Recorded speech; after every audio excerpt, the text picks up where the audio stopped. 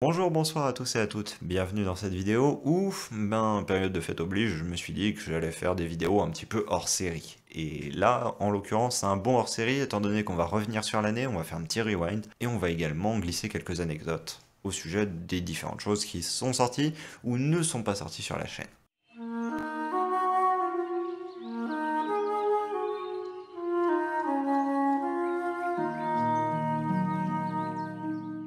Le début de l'année n'était pas parti sur un constat glorieux. La vidéo de fin d'année 2018, début d'année 2019, qui était le point de janvier, était assez désastreux en termes de bilan que je dressais. Faut dire ce qui est, j'étais pas forcément dans ma meilleure passe. Ce qu'il y avait eu avant m'avait globalement fatigué. Je me sentais un petit peu étouffé dans cette chaîne. Parce que, en fait, tout simplement, je m'autorisais pas à faire d'autres contenus, alors que j'avais envie.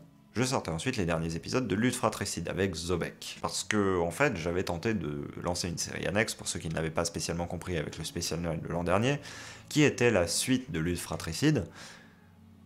Et en fait, ça avait été un flop total. Donc du coup, ce que j'avais fait à la place, c'est que je m'étais dit, on va reprendre le perso de Zobek et on va continuer son histoire. Et ça va nous amener à développer les sujets qu'il va y avoir dans Lutte Fratricide autrement. Sauf qu'en fait, Zobek est mort très rapidement, et je me suis retrouvé bien déconfit lorsque du coup, je me suis trouvé sans joueur pour faire cette histoire. Parce que mon but était de ne pas reprendre d'anciens joueurs, parce qu'une fois qu'on était mort, on était mort, c'était un postulat que j'avais fait au début, et du coup, tous les joueurs que j'avais à disposition à ce moment-là étaient morts. Et plutôt que de chercher des joueurs, ce que j'aurais pu totalement faire, en vrai j'avais le réseau pour, j'ai préféré abandonner la série. Je n'exemple pas le fait qu'on y retourne un jour, mais pour le moment, on va pas y toucher. Ou bien laisser ça enterrer dans les cartons pour le moment. Ensuite, justement, j'ai voulu ressortir une nouvelle série, en recommencer une, parce que, du coup, je n'ai pas fait de JDR pendant quelques semaines, et ça commençait à me manquer. Du coup, j'ai lancé Origins. Au final, un petit peu sur un coup de tête, même si c'était là un scénario que je préparais de longue date. Mais je l'ai lancé un petit peu comme ça en me disant, allez, go, on va le lancer, on va voir ce que ça donne, on va mettre tout ce qu'on peut dedans, on va faire des belles maps, on va y aller, on va faire de la description, et on va mettre des personnages intéressants, on va réunir, je vais pas dire la Dream Team, mais on va réunir des bons joueurs et tout ça, et on va lancer ça, allez hop, go, on lance. Et ça a marché. Il y avait une bonne alchimie entre les joueurs. Il y avait une bonne alchimie entre les personnages. Le scénario était cool, du moins au sens des joueurs, ils l'exploitaient bien. Et on arrivait à avancer, voilà, ils étaient très contents des maps, ils étaient très contents de tout.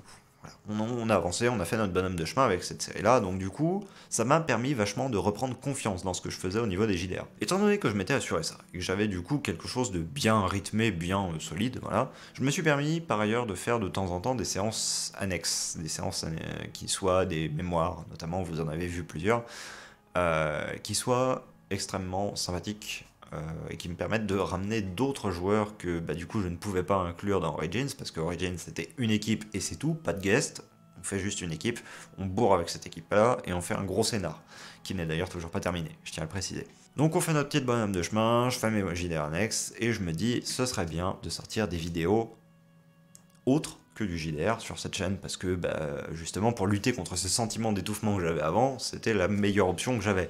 Quelle erreur! Mais quelle erreur! Mais quelle erreur! Le temps que ça m'a pris. Parce que c'est là que je me suis aperçu, je fais du montage. LOL! Je fais du montage! C'est-à-dire que je faisais des cuts sur des sessions de JDR, c'est tout. Je n'avais littéralement pas touché à d'autres fonctions d'un logiciel de montage en réalité. Enfin, si, un peu quand même, je caricature, mais on n'en était pas loin. Et du coup, j'ai dû apprendre à monter, non pas que je ne savais pas utiliser le logiciel de montage, je savais l'utiliser, mais je ne savais pas comment est-ce que je devais l'utiliser pour produire tel ou tel type de contenu. Les premières vidéos, vous pouvez y aller, elles sont désastreuses, hein, et comme j'avais pas spécialement de temps, je ne prenais pas de temps de retourner des scènes. C'est-à-dire que si jamais j'avais un truc qui était complètement foireux, tant pis, moi je laissais tomber, soit je sortais pas la vidéo, soit je la sortais quand même. Par exemple, le nombre de vidéos qu'il y a avec une lumière dégueulasse, une colorimétrie immonde, un son dégueu, ouais, je le tournais, j'avais pas le temps derrière de retourner si jamais. On tournait, ça passait, ou alors on tournait, ça passait pas, et on sortait soit la vidéo, soit on la sortait pas.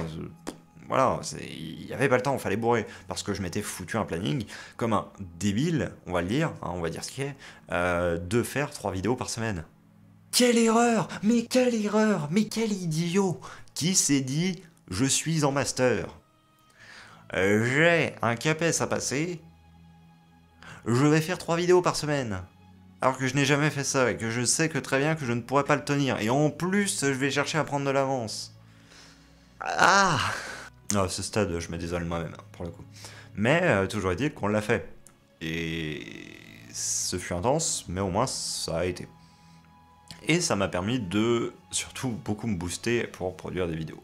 En plus, chose extrêmement motivante, j'avais Yoka qui venait régulièrement me voir, et on faisait souvent des vidéos lorsqu'il venait. Pas tout le temps, hein, mais régulièrement. Que ce soit des JDR, donc typiquement comme on a fait une séance sur son personnage en solo, également un JDR où il a été MJ, et moi été MJ secondaire, mais aussi d'autres vidéos de d'autres types. Et justement, en milieu d'année, on a sorti Rêve brisé, qui était peut-être la vidéo qui, en rapport temps investi dedans pour durée finale de la vidéo, est un ratio de dégénéré mental. Pour vous dire, on a passé, le jour où on l'a fait, 3 heures dessus. On a passé 3 heures à filmer. Parce qu'il fallait qu'on aille à plein d'endroits différents. Que on fasse des prises à telle heure et telle heure. Parce que du coup, le soleil, il était pas pareil. Que il y a des trucs, ça n'allait pas du tout. Et du coup, on a dû les refaire.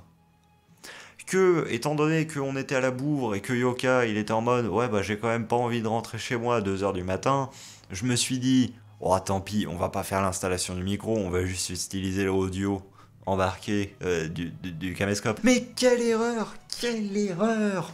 Idiot, idiot Siegfried, idiot le monteur. Non, non, ça ne marche pas comme ça. Et du coup, ce qu'on a fait, imaginez, parce que quand on écoute la vidéo, quand on la regarde, on se dit, ce son est quand même clean. Pourtant, ce n'est pas possible que ce soit les microphones embarqués du... Bah non, parce que qu'est-ce qu'on a fait derrière? On a tout refait le son. C'est-à-dire que j'ai monté la vidéo une première fois. J'ai fait à Yoka. Ok, bon, là, la vidéo elle est montée. Ce qu'on va faire, c'est que je vais te l'envoyer. Tu vas réenregistrer tes phrases par-dessus le son embarqué du caméscope. Donc il m'a envoyé les fichiers audio. Je vais monter ça.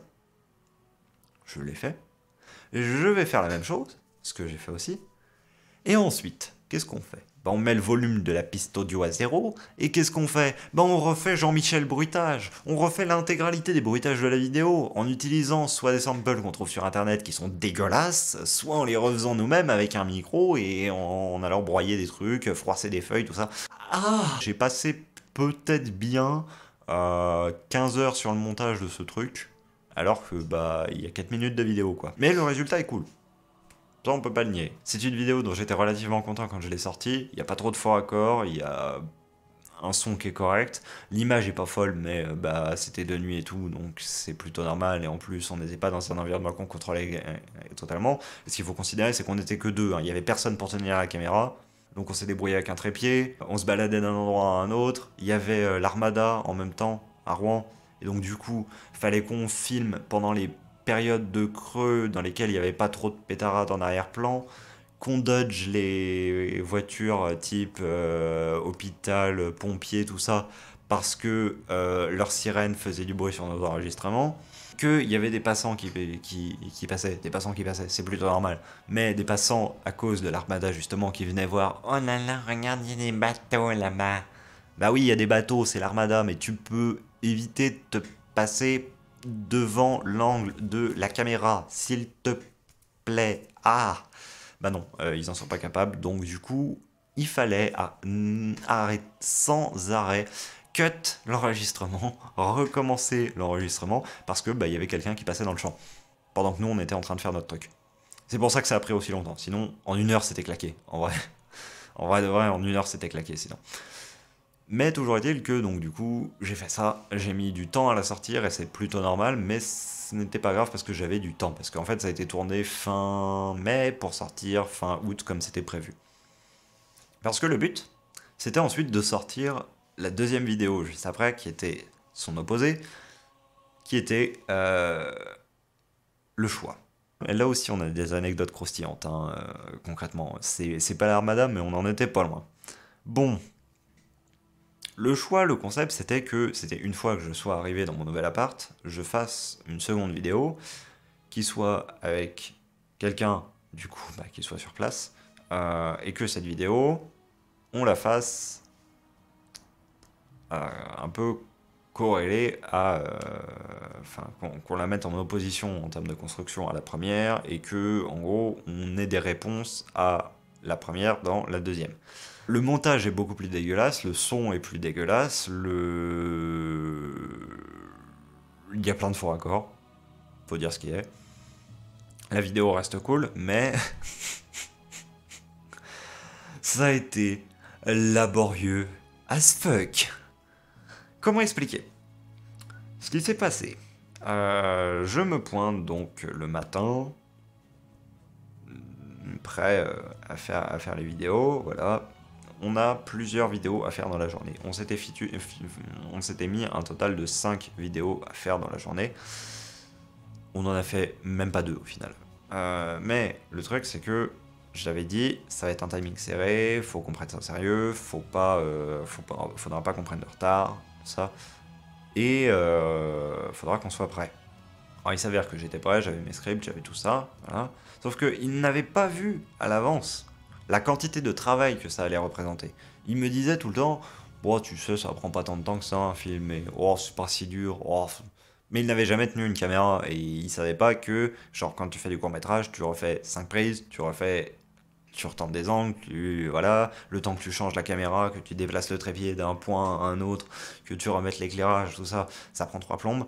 Le type, là, que vous entendez déblatérer des phrases, hein, si vous saviez le nombre de prises qu'il y a eu sur le texte, alors que le texte, il y avait accès à l'avance, j'ai un nombre de gigas de prises, je me trompe dans les phrases, qui est quand même à un niveau assez colossal.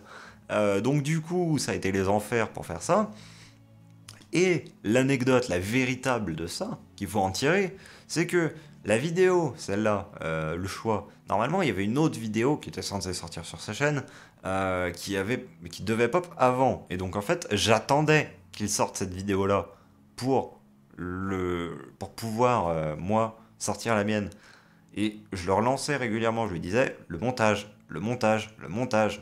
fais-le, il faut que tu sortes ta vidéo, parce que moi j'attends pour sortir la mienne. Sa vidéo était censée se passer avant la mienne, en termes de timing. Et jamais elle est sortie. Et du coup, j'ai fini par la sortir, parce que sinon, je ne pouvais pas. Mais déjà qu'en gros, elle avait été tournée en retard par mon calendrier initial, en gros, j'ai pas pu recommencer dès début septembre, ce que j'avais eu l'intention de faire à l'origine. Mais toujours est-il que ça a été une expérience assez marrante, même si je sais que la prochaine fois que je dirais de faire un court-métrage, je préviendrai un peu plus fort, j'insisterai un peu plus sur le fait que ça ne se fait pas en 5 minutes. Parce que les gens ne se rendent vraiment pas compte de l'organisation, même pour un truc aussi dégueulasse que ce qu'on a fait, les gens n'arrivent pas à se rendre compte de l'organisation que ça demande derrière. Et c'est atterrant. Moi non plus, je m'en rendais pas compte quand j'ai fait mon premier. Hein. Je me disais, 5 minutes, on sort la caméra, boum boum boum. Voilà. Non, ça marche pas comme ça, malheureusement. Et c'est pour ça qu'on comprend mieux pourquoi est-ce qu'il y a des grosses équipes techniques et que les tournages prennent toujours 3 plombes. Et imaginez, là ce qu'on a fait, c'est qu'on s'est limité à la première prise qui soit correcte. On s'est pas limité à la première prise qui soit bien, hein, correcte simplement, qui rentre dans les critères. Et si jamais il a fallu faire plusieurs prises bien pour choisir entre la prise bien, comme ce que j'aurais aimé faire à l'origine, là on y sera encore. Ce que j'ai sorti en septembre peu après, c'est cette vidéo aussi. Cette vidéo qui n'est autre que le fameux vlog d'installation, où il y avait des anecdotes, mais aussi surtout cette première scène d'intro avec ces 3 plans dans Paris, que certains ont dû se demander pourquoi déjà, voilà, pourquoi cette chose, quelles sont les histoires, quelles sont les blagues derrière. Et je pense que c'est bien d'en parler, parce qu'il y a des choses marrantes. Donc déjà, ce qu'il faut savoir, c'est que ces clips vidéo-là, je suis allé les prendre à Paris, quand je suis allé passer les oraux du CAPES. J'ai fait un détour d'environ 6 km sous la canicule, pour pouvoir aller prendre 10 secondes de vidéo, d'une petite vidéo de moi qui fait devant tout simplement les quartiers généraux de Webedia. Parce que il faut savoir que sur internet, bon voilà, il y a beaucoup de blagues sur Webedia, tout ça, le fait que ce soit la société de l'argent. Et du coup, je me suis dit que ce serait extrêmement marrant de faire une vidéo qui commence par ça. Et c'est une idée que j'ai eue très vite, au moment où j'ai su que j'allais aller à Paris pour passer les heures du CAVES. Je me suis dit, est-ce qu'il n'y a pas moyen de passer par les quartiers généraux de Webedia pour prendre ça, pour mettre au début de ma vidéo. Sachant que ça, c'était quelque chose qui s'est passé quand même en juin. J'avais de la suite dans les idées. Hein. Et je me suis dit, oh, c'est trop marrant comme concept, on va faire ça. Alors le problème, c'est qu'il y avait la canicule. Et en fait, du coup, je me suis trouvé à avancer sous la canicule et à aller de parc en parc parce que je devais attendre mon bus qui était à 23h30 alors que j'étais parti enfin, je finissais en fait mes oraux à 8h du matin. J'étais passé à 6h du matin, je passais de 6h à 8h. Après ça, j'avais rien en fait à faire. Et donc du coup, j'ai passé toute la journée dans Paris à marcher tout simplement à pied, parce que je n'ai pas pris le bus ou le métro. En fait, j'ai traversé, pour ceux qui se figurent, depuis le 19e arrondissement jusqu'à la Défense, où j'avais mon bus, en faisant un petit détour par le Valois-Perret pour aller prendre mes photos de Webedia. Qui bien évidemment m'ont servi pour ce vlog-là que je savais que j'allais faire. Et du coup, en fait, je me suis dit, trop marrant, je fais une vidéo à regarder mes nouveaux locaux, on commence par des images de Webedia pour faire croire, ouais, je suis à Webedia, et voilà. Et je pense que tout le monde n'a pas idée de ce qui s'est passé derrière, quoi. Par ailleurs, cette vidéo-là, donc, elle est construite sur beaucoup de références, donc du coup, c'est pour ça que vous ne l'avez peut-être pas forcément comprise. Toute la partie du début, où pendant 5 minutes, je suis en train de me balader dans l'appart de nuit avec les petits bouts de sopalin un peu partout, c'est en référence à une vidéo de Sardoche qui n'est autre que 17 mètres carrés pour niquer le Twitch Game. Et du coup, c'est d'où le nom aussi de la vidéo. C'est pour ça, il y a un lien à cet endroit-là. Avec, bien évidemment, quelques références aussi à Zerator avec regardez, c'est mon ordinateur. J'ai voulu un petit peu glisser 2-3 blagues dans cette vidéo-là parce que je me suis dit, c'est une vidéo que je sors de temps en temps et par ailleurs, on va pas vraiment sortir d'autres contenus comme ça. Parce qu'en effet, comme vous avez pu le voir par la suite, j'ai sorti très peu de contenu hors JDR et associé. Hein. Clairement, même que ce soit les vidéos du mercredi ou du samedi, c'était très carré. Hein. Et je me suis autorisé que quelques écarts. Enfin, autorisé. Au final, non. C'est juste que j'avais pas envie de faire d'écarts. Parce que j'avais rien d'autre à faire. J'avais pas envie de faire des vidéos envers du décor toutes les 5 minutes comme j'en faisais avant. J'avais plus envie de faire des vidéos de 10 minutes ou de 6 minutes comme je faisais juste pour faire un peu de contenu. Je m'en foutais. En fait, ce que j'avais envie, moi, c'était d'allumer une caméra avec quelqu'un ou sans personne et juste discuter d'un sujet pendant 30 minutes, 40 minutes, 1 heure, voilà. Donc certes, mes vidéos sont très longues. Certes, j'ai moins de watch time, certes, j'ai moins de vues. Bah, je m'en fous, en fait. Enfin, les vidéos que je fais me plaisent beaucoup plus, à monter, c'est plus agréable. Ça me demande moins de montage parce que je me corrige, enfin j'ai beaucoup plus d'aisance devant une caméra maintenant. Voilà, enfin je me sens plus à l'aise dans ce que je fais actuellement que ce que j'étais avant. Et rien que pour ça, je pense que c'est plutôt pas mal l'évolution que j'ai faite. Dans les autres anecdotes de choses en off, sachez que ce que j'avais fait, c'est qu'avec 2 amis, donc qui ne sont d'autres que Jérémy et Baptiste, ils se reconnaîtront, on a tourné des petites vidéos pendant les grandes vacances qui devaient servir d'intro pour les points lore, pour les JDR Parioca, pour tout ça. Et en fait, le truc, c'est que ces concepts-là, je n'en ai sorti aucun. Et ça me tue, parce que je me suis dit, ouais, on va faire des petites intros et tout, et que je vais pouvoir balancer au début de chacune de mes vidéos. En plus, elles sont marrantes et tout. Il y a un petit peu de jeu d'acteurs et tout. Je n'ai jamais pu les exploiter parce qu'à aucun moment je n'ai sorti un des concepts que je m'étais dit que j'allais sortir. Donc du coup, on va les utiliser prochainement, hein, mais pas encore tout de suite. Mais j'espère pouvoir les utiliser parce que, genre, en vrai, je les avais fait en mode, ça va être bien, je vais pouvoir utiliser ça. Et c'est pareil, j'en avais fait aussi pour le stream, et les trois quarts, je les ai pas utilisés. Parce que, bah, juste, en fait, les concepts qui y étaient raccrochés, je les ai toujours pas sortis. Mais ça va arriver un jour. Vous verrez, d'ailleurs, le tournage était absolument drôle. Parce qu'on était trois, on sortait énormément de blagues, parce que les scripts étaient débiles, et c'était le but. Et voilà, juste, bon, un jour ça sortira, mais d'ici là, faudra patienter. Bon, je pense que j'ai parlé quand même pendant un petit bout de temps. J'ai pas spécialement envie de monopoliser votre attention pendant plus longtemps, surtout que vous avez certainement mieux à faire. En tout cas, je vous souhaite d'excellentes fêtes, quel que soit le moment où vous regardez cette vidéo en réalité. Hein. Voilà. Je vous dis à très bientôt pour de prochaines vidéos, j'espère que ça vous aura plu. Des formats comme ça, je vais pas en faire beaucoup, mais j'en ferai peut-être, je sais pas, un par an, ou je sais pas, on verra. Abonnez-vous, tout ça, enfin, vous connaissez la musique, de toute façon, on vous la répète partout, donc je vois pas pourquoi j'aurais à le faire. Salut.